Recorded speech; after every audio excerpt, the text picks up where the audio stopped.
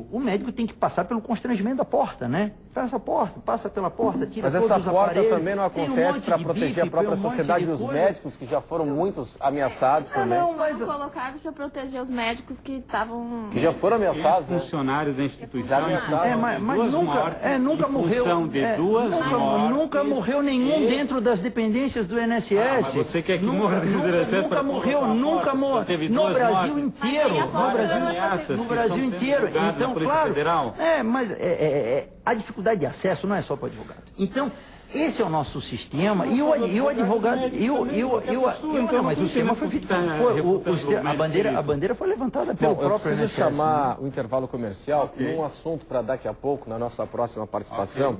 É verdade que a premiação para o médico perito que cumpre metas, que não concede benefícios aos trabalhadores, aos segurados? Vamos para o intervalo e até já.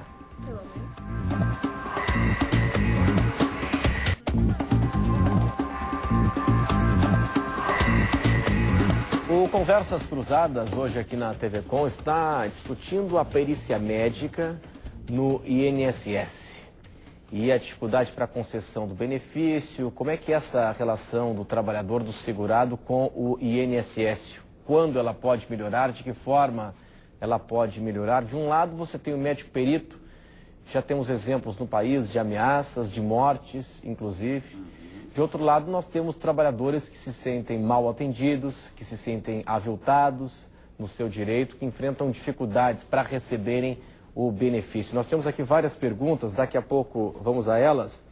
A Ana Cristina no centro, o Diego no centro, a Solange no centro, o Luiz Carlos em Criciúma e o Pedro Costa na Agronômica aqui em Florianópolis. Um assunto que surgiu antes do programa começar, que é o seguinte: premiação. O médico perito, ele tem uma premiação, ele tem um plano de metas a cumprir, ou seja, para não conceder tantos benefícios por mês, por semestre, por trimestre, por aí vai? Absolutamente, absolutamente. Isso é completamente inverídico, não existe isso. Isso alguém está tirando de alguma cartola que não existe. Não existe nenhuma forma declarada, nem mal declarada, nenhuma intenção de quem quer que seja para sugerir, inclusive, isso na instância do INSS. Mas há toda uma estatística, o médico ao final do mês precisa ter uma estatística e apresentar ao órgão o que ele deferiu, o que ele deixou de deferir, o que ele deferiu... Existe um gerenciamento, mas absolutamente eu não sou questionado em nenhum momento se eu concedi 99% ou 1% dos benefícios. Isso... Mas essa auditoria, eu encaro isso até como uma forma de auditoria, né? Para saber o que está acontecendo, né? Mas, Renato, uma coisa é fazer uma auditoria do número de perícias que o médico realizou, agora não do número de concessões ou não concessões, né? Isso aí, trazendo para o Poder Judiciário, é como se a gente começasse a analisar uma sentença do juiz. Quando foi procedente, quando foi improcedente, quando temos que saber o número de sentenças. Será que não é coerente do ponto de vista de que, se você analisa, vou pegar assim, 2 médicos peritos do INSS, um tem um percentual de 60% de concessão de benefício e o outro tem 15%. Certo. Alguma coisa está errada, né? Sim, até para poder fazer eu acho que até é importante para avaliação. E o INSS acaba achando que está errada com quem funciona 60%, quem acha 60%. Realmente parece que alguma coisa está errada. Nunca se olha que o que está errado é o de 15%. Nunca se olha. Não fale levianamente, doutor. Essa é a experiência que a gente tem. Que precisa ter um gerenciamento na mão, sim, porque se eu estou percebendo que tem um perito, vamos fazer o lado contrário agora, eu vou dar uma de advogado do diabo.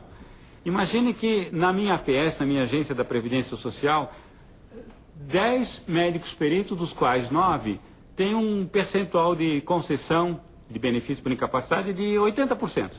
E outro de apenas 10%. A primeira pergunta que cai, mas o que está acontecendo com essa pessoa? Será que é por coincidência? Qual é o viés que está fazendo isso? E existe um quadro? Existe um ranking? Não, existe um ranking? Absolutamente, doutor. Não existe um ranking. Quem mais consegue? Não existe quem menos isso, consegue? absolutamente. Não tem numa lista de e-mails? Sim, absolutamente. Não. O que tem é um controle, uma necessidade de um gerenciamento. Quem gerencia isso? Quem recebe esses dados e quem é o gestor disso? O nosso médico, né, que é o gerência do GBNIM, e isso, claro, subordinado à gerência de Brasília. Brasília também, né? Gerência de benefícios por incapacidade. Perfeito. Mas veja, voltando ao exemplo claro. O própria pessoa que recebe é quem articula a carreira dos médicos? É quem articula, quem dá promoções, é quem defere aonde o médico vai ter lotação?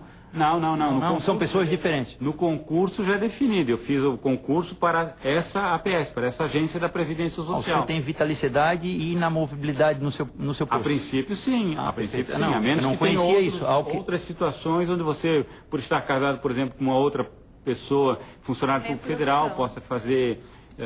por exemplo, um delegado federal que se mude de residência e tal, se muda para outro local. Mas, voltando à questão, então, da estatística, isso não é completamente infundada, essa notícia de que possa ter algum tipo de benefício pecuniário para o médico perito. Doutor, uma dúvida. No caso da perícia médica, há uma diferenciação por especialidade médica? De repente eu tenho um problema cardíaco, de repente eu tenho um problema no joelho, um ortopédico, um problema de coluna, enfim...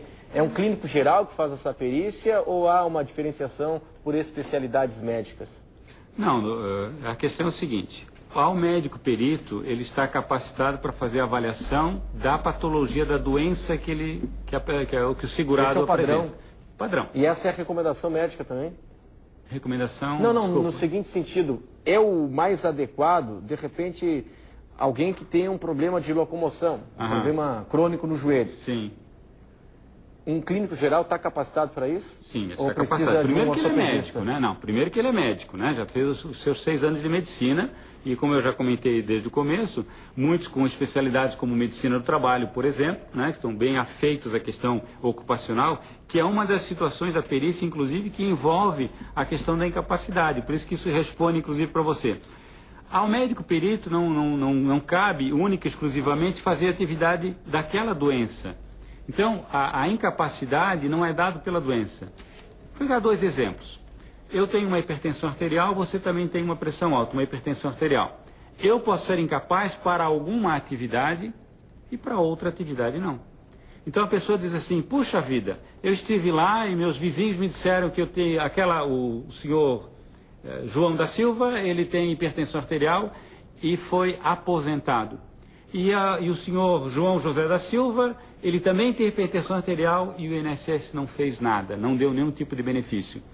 O que é importante a gente frisar, que além da patologia, além da doença, tem o respaldo da legislação e da profissiografia. Essa pessoa está incapaz para o quê? Para qual atividade laborativa? Como nós estávamos conversando no começo, antes da nossa apresentação aqui do programa. Em havendo uma incapacidade para uma ou para outra função, essa pessoa, esse segurado, é encaminhado para a reabilitação profissional. E esse é o enfoque da reabilitação profissional. Daqui a pouco a gente vai discutir a questão da reabilitação profissional. Primeiro, só para ficarmos nesse ponto. A questão da especialidade médica é um problema ou não? É um problema, principalmente quando a gente trata de doenças físicas e doenças psicológicas. A psiquiatria é um problema nas perícias, porque muitas vezes o médico está mais acostumado a verificar doenças que os laudos médicos possam lhe facilitar essa constatação. No caso de fibromialgia, de doenças psiquiátricas, existe todo um histórico de tratamento que o paciente traz e que são desconsiderados, em muitos casos, pelo médico, e ele atesta a capacidade da pessoa. Doutora, não é em muitos casos, doutora. Veja bem, existe todo um protocolo, todo um processo de documento no INSS. A pessoa chega com seus documentos iniciais e quer dizer, olha, eu tenho isso. Diz, não, espera um pouquinho, vamos conversar um pouco primeiro. Vamos verificar a sua história, vamos verificar o seu exame físico e depois, no final, como qualquer consulta médica, eu vou ver os seus exames complementares. Porque já chega o paciente, o trabalhador, o segurado, ele já chega com o diagnóstico do médico particular dele, do médico dele, médico assistente, que é o caso, né? Sim, exatamente. Sabe? Aí, aquilo ali não pode cair de paraquedas do médico perito, né? Sim, exatamente. É isso, mas né? é difícil também, numa entrevista de 15 minutos, o médico querer constatar uma doença psiquiátrica que vem sendo tratada aqui. Mas por que a senhora frisa 15 minutos? Não entendi. Porque tem curta duração as perícias médicas do INSS. Até pelo volume, quantas pessoas são atendidas por dia? 24